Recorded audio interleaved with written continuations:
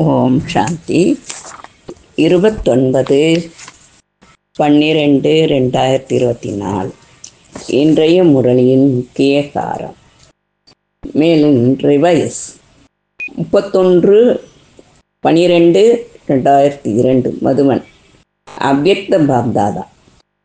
தலைப்பு: இந்த புது வருடத்தில் அனைத்து பொக்கிஷங்களையும் பயன்படுத்தி வெற்றிமூர்த்தி ஆகும் விசேஷ தன்மையை காட்டுங்கள். பாடம்: இன்று நவயுகத்தை படைப்பவர், புது வாழ்வை வழங்கும் வள்ளல் பாப்தாதா புது வருடத்தை கொண்டாட வந்திருக்கிறார். நீங்கள் அனைவரும் கூட புது வருடத்தை கொண்டாட வந்துள்ளீர்களா அல்லது புது யுகத்தை கொண்டாட வந்துள்ளீர்களா?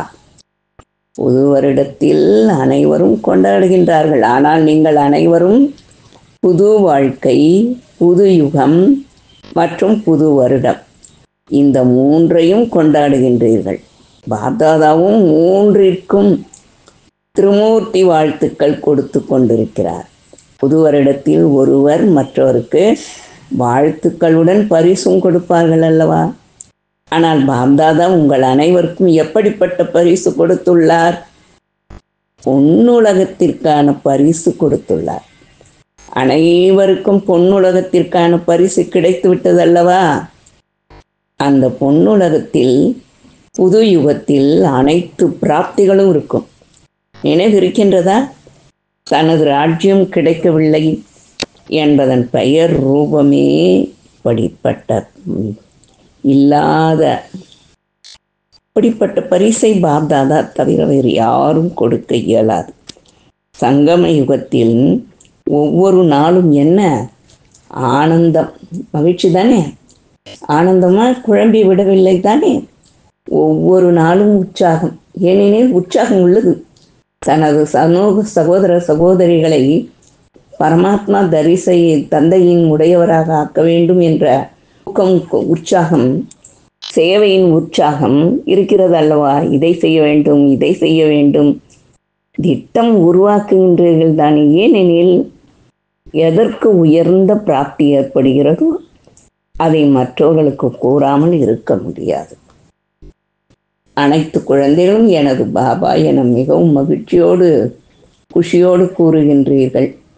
என்னுடைய பாபாவா அல்லது தாதிகளுடைய பாபாவா? எனது பாபா தானே.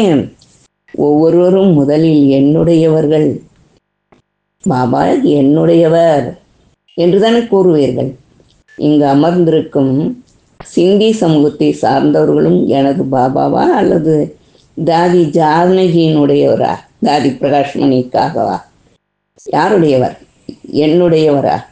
முழு நாளும் என்ன நினைவில் இருக்கிறது? எனது பாபா, மேரா பாபா. அப்படித்தானே என்று தந்தை கூறுகின்றார், கேட்கின்றார். மேலும் உங்கள் அனைவருக்கும் புதிய வாழ்க்கை, புதிய யுகம் மற்றும் புது வருடத்தின் மிக மிக பல மடங்கு பதம் மடங்கு வாழ்த்துக்கள் மற்றும் உள்ளத்தில் ஆசீர்வாதங்கள், அன்பு நினைவு மற்றும் நமஸ்தே. வரதானம்: நினைவை அனுபவத்தின் ஸ்திதியில் நிலைக்கச் செய்யும் நம்பர் 1 விசேஷ ஆத்மாகுக. ஸ்லோகன்: தீயவற்றில் பொறாமையை விட்டுவிட்டு நல்லவற்றின் போட்டியை ஏற்படுத்துங்கள். ஓம் சாந்தி. ஓம் சாந்தி. இன்றைய முரளியில் கர்மாதீத் நிலை. கர்மாதீத் நிலை என்றால் கர்மங்களை வென்ற நிலை. இதை பற்றி தெளிவாக பார்க்கலாம். பாபா புரிய வைக்கிறார். இன்னும் கர்மாதீத் நிலை உருவாகவில்லை. கர்மாதீத் நிலை என்றால் கர்மங்களை வென்ற நிலை. சண்டைக்கு ஏற்பாடுகள் ஆகும் வரை அது நடக்காது. ஒருபுறம் சண்டைக்கு ஏற்பாடுகள் நடக்கும், மறுபுறம் கர்மாதீத் நிலை உண்டாகும். ஒன்றுக்கொன்று முழுமையான தொடர்பு உள்ளது. பிறகு சண்டை முடிந்துவிடும், மாற்றமாகிவிடுவீர்கள். முதலில் ருத்ரமாலை உருவாகிறது. இந்த விஷயங்கள் வேறு யாருக்கும் தெரியாது. இந்த உலகம் மாற வேண்டும் என்று நீங்கள் புரிந்திருக்கிறீர்கள். உலகம் இன்னும் 40,000 வருடங்கள் இருக்கும் என்று அஞ்ஞானிகள் கூறுகிறார்கள். விநாசம் முன்னால் நின்றிருக்கிறது என்று நீங்கள் புரிந்து கொள்கிறீர்கள். நீங்கள் கொஞ்சம் பேர் இருக்கிறீர்கள், அவர்கள் நிறைய பேர் இருக்கிறார்கள். நீங்கள் சொல்வதை யார் ஏற்பார்கள்? நீங்கள் வளர்ச்சி அடைவீர்கள். பிறகு உங்கள் யோக பலத்தால் பலர் ஈர்க்கப்பட்டு வருவார்கள். உங்களிடமிருந்து எந்த அளவு துரு நீங்குமோ அந்த அளவு சக்தி நிறைந்தபடி இருக்கும். பாபா அனைத்தும் அறிந்தவர் என்பதல்ல, அனைவரின் மனநிலையையும் அறிவார். தந்தை குழந்தைகளின் நிலையை அறிய மாட்டாரா என்ன? அனைத்தும் தெரிந்திருக்கும். இப்போதே கர்மாதீத் நிலை ஏற்பட முடியாது. மிக மோசமான தவறுகள் கூட ஏற்பட வாய்ப்புண்டு. மகாரதிகளிலும் ஏற்படும். பேச்சுவார்த்தை, நடத்தை முதலான அனைத்தும் பிரபலமாகிவிடும். இன்னும் தெய்வீக நடத்தை உடையவர்களாக வேண்டும். தேவதைகள் அனைத்து குணங்களும் நிறைந்தவர்கள் அல்லவா? இப்போது நீங்கள் இப்படி ஆக வேண்டும். ஆனால் மாயை யாரையும் விட்டு வைப்பதில்லை. தொட்டால் சுருங்கியாக ஆக்கிவிடும். 5 படிகள், அதாவது விகாரங்கள் உள்ளன அல்லவா? தேக அபிமானம் வருவதால் மேலிருந்து ஒரே அடியாக கீழே விழுகின்றனர். விழுந்ததும் உடன் இறந்து விடுகின்றனர். இன்றைய நாட்களில் தன்னை மாய்த்து கொள்ள எப்படியெல்லாம் உபாயம் செய்கிறார்கள். 20 மாடியில் இருந்து விழுந்து ஒரேடியாக மடிந்து போய் விடுகிறார்கள். ஆஸ்பத்திரியிலே படுத்து கிடந்து துர்க்கத்தை அனுபவிக்கும்படியும் ஆகக்கூடாது. பிறகு சிலர் தன் மீது நெருப்பை பற்ற வைத்து கொண்டு விடுகின்றனர். யாராவது காப்பாற்றிவிட்டால் எவ்வளவு துக்கத்தை அனுபவிக்கிறார்கள். எரிந்து போய்விட்டால் ஆத்மாதான் ஓடி போய்விடும். ஆகையால் தற்கொலை செய்து கொள்கிறார்கள். தற்கொலை செய்து கொண்டால் துக்கத்திலிருந்து விடுபடலாம் என்று புரிந்து கொள்கின்றனர். ஆவேசம் வந்தால் அவ்வளவுதான். பலரும் ஆஸ்பத்திரியில் அவ்வளவு துக்கத்தை அனுபவிக்கின்றனர். இவர் துக்கத்திலிருந்து விடுபட முடியாது. இதைவிட மாத்திரை கொடுத்தால் இவர் கதை முடிந்துவிடும் என்று சிலர் சொல்கிறார்கள். ஆனால் டாக்டர்கள் சொல்கிறார்கள், சில நோயாளிகள் படுகின்ற பாட்டை பார்த்து சகிக்க முடியாமல் மருந்து கொடுத்து விடலாமா என்று. ஆனால் இப்படி மருந்து கொடுத்து அழிப்பதும் மகா பாவம் என்று சிவபாபா புரிய வைக்கிறார். இந்த வேதனையை அனுபவிப்பதை விட சரீரம் விட்டு விடலாம் என்று ஆத்மாதானே சொல்கிறது. இப்போது சரீரத்தை எப்படி விடுவது? ஆகவே எல்லா அளவிலுமே அவரவர் கர்மத்தை அவரவர் அனுபவித்தே தீர்க்க வேண்டும். அடுத்த பிறவிக்கு தொடர்கதையாக ஆகக்கூடாது. ஓம் சாந்தி. ஓம் சாந்தி. இன்றைய முரளியில் பாபா தெளிவாக கூறுகிறார். ஒரு தர்மத்தின் ஸ்தாபனையை ஸ்தாபிப்பவர் யார் என்று பாருங்கள். இந்த சிருஷ்டி சக்கரம் எப்படி சுற்றுகிறது என்பதை குழந்தைகளாக நீங்கள் அறிவீர்கள். விநாசம் ஏற்படத்தான் போகிறது. ஒரு தர்மத்தின் ஸ்தாபனையை தந்தை செய்விக்கிறார். ராஜயோகம் கூட கற்றுத்தருகிறார். மற்ற அனைத்து பல தர்மங்களும் முடிந்துவிடும். கீதையில் எதுவும் காண்பிக்கவில்லை. பிறகு கீதை படிப்பதன் முடிவு என்ன? பிரளயம் ஆகிவிட்டது என்று காட்டுகிறார்கள். வெள்ளம் ஏற்படலாம், ஆனால் முழு உலகமும் அவ்வாறாகாது. பாரதமும் அழிவற்ற தூய்மையான கண்டம். அதிலும் கூட அபு அனைத்தையும் விட தூய்மையான தீர்த்தஸ்தலமாகும். அங்கே தந்தை வந்து அனைவருக்கும் சத்கதி கொடுக்கிறார். தில்வாடா கோயில் எப்படி நல்ல நினைவிடமாக உள்ளது, எவ்வளவு அர்த்தம் நிறைந்ததாக உள்ளது. ஆனால் அதனை யார் கட்டினார்களோ அவர்களுக்கு இது தெரியாது. ஆனாலும் நல்ல புத்திசாலிகளாக இருந்தனர் அல்லவா? துவாபர யுகத்தில் கண்டிப்பாக நல்ல புத்திசாலிகளாக இருப்பார்கள். கலியுகத்தில் அனைவரும் தமோ பிரதானமாக உள்ளனர். அனைத்து கோவில்களையும் விட இது உயர்வானது. இங்கே நீங்கள் அமர்ந்திருக்கிறீர்கள். நாம் சைத்தன்யமானவர்கள். அது நம்முடைய ஜடமான நினைவு சின்னம்தான் என்பதையும் நீங்கள் அறிவீர்கள். ஆகவே இன்னும் கொஞ்ச காலத்திற்கு இந்த கோயில்கள் முதலானவைகள் இன்னும் உருவாகி கொண்டே இருக்கும். பிறகு உடைக்க வேண்டிய நேரம் வரும். அனைத்து கோவில்கள் முதலானவையும் உடைந்து போய்விடும். மொத்தமாக மரணம் ஏற்படும். பிறகு மிகப்பெரிய மகாபாரத சண்டை ஏற்பட்டுவிடும். ஆகவே ஆத்மா சரீரத்தில் வரும்போது அசைவு ஏற்படுகிறது. ஆத்மா சரீரத்திலிருந்து வெளியேறும்போது ஜட சரீரம் ஜடமாகி விடுகிறது. இப்போது நீங்கள் வீட்டிற்கு செல்ல வேண்டும் என்று தந்தை புரிய வைக்கிறார். நீங்கள் இந்த லக்ஷ்மி நாராயணன் ஆக வேண்டும், எனவே அதற்கேற்ற குணமும் தேவை அல்லவா?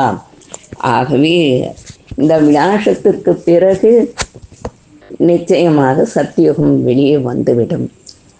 ஆகவே அந்த சத்தியுகத்தை வரக்கூடிய தேவி தேவதைகளை இங்குதானே நீங்கள் தானே பயிற்சி எடுக்கிறீர்கள். ராஜ்யம் கற்று தூய்மையாக தெய்வீக குணங்கள் நிறைந்தவர்களாக, யோகத்தின் மூலம் அஷ்ட சக்திகள் நிறைந்தவர்களாகெல்லாம் உருவாக்கி கொண்டிருக்கின்றார் தந்தை.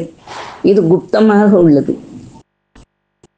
அதன் பிறகு இந்த தேவி தேவதைகளின் ராஜ்யத்தை தான் ஆதி சனாதன தேவி தேவதா தர்மம் என்றும் முதலில் கூறப்படுகிறது. ஆகவே இந்த ஒரு தர்மத்தை ஸ்தாபனை செய்பவர் யார்? இப்பொழுது சங்கம யுகத்தில் குப்தமான ரீதியில் ஸ்தாபனை செய்து கொண்டிருக்கிறார். வரிசை கிரமப்படி நாம் முயற்சிக்கேற்றபடி நாம் வருகிறோம். ஓம் சாந்தி.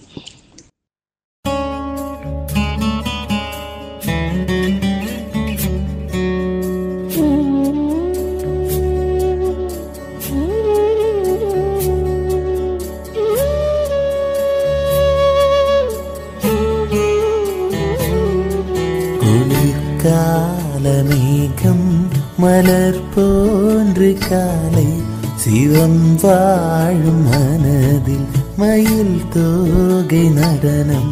குளிர்காலமேகம் மலர் போன்று காலை சிவம் வாழும் மனதில் மயில் தோகை நடனம். என்னாலும் நாணம் என்னோடு பேசும், என்னாலும் நானும் என்னோடு பேசும். பொன்னான சிவமே ஆனந்த ஜனனி. குளிர்காலமேகம் மலர் போன்று காலை சிவம் வாழும் மனது மயில் தோகை நடனம்.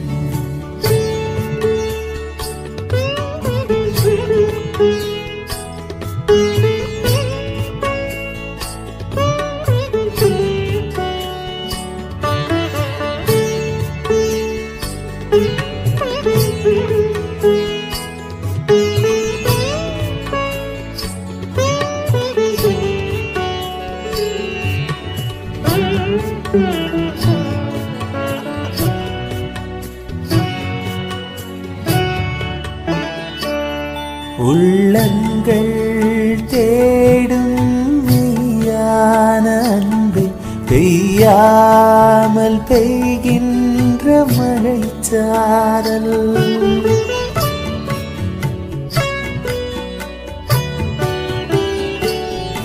உள்ளங்கள் தேடும் மெய்யான அன்பை பெய்யாமல் பெய்கின்ற மழைச்சாரல். ஆத்மீக ஊடம் ஆத்மீக ஊடம் ஆத்மாவின் பயணம். சாத்வீக வாழ்வில் சிவமே பிரதானம்.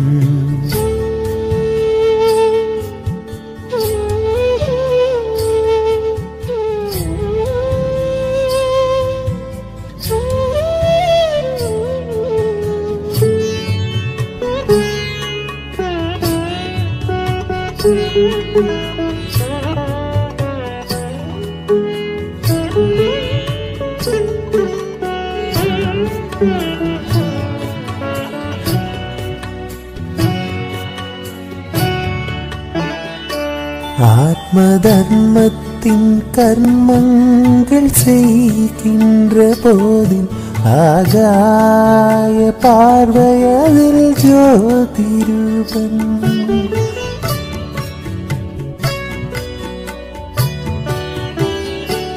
ஆத்ம தர்மத்தின் கர்மங்கள் செய்கின்ற போதின் ஆகாய பார்வையதில் ஜோதிரூபன்.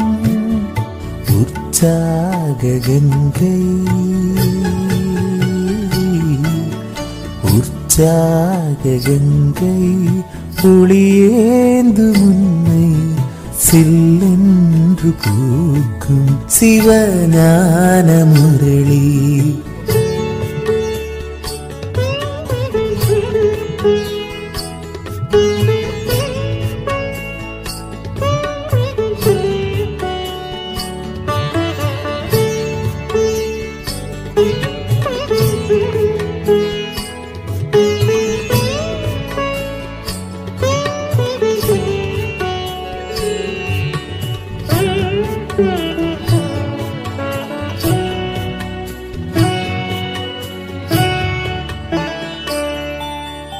மாதங்கள் வருடங்கள் நிமிடங்களே பாபா உன் தெய்வீக மடி மீதிலே.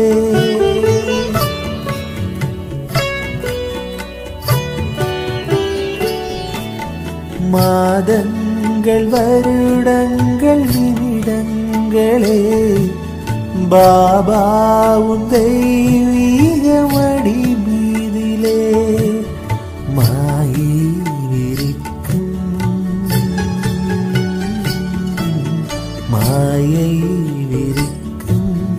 வலைகள் சிதறும் தூய்மை விமானம் என்னை அள்ளி செல்லும்.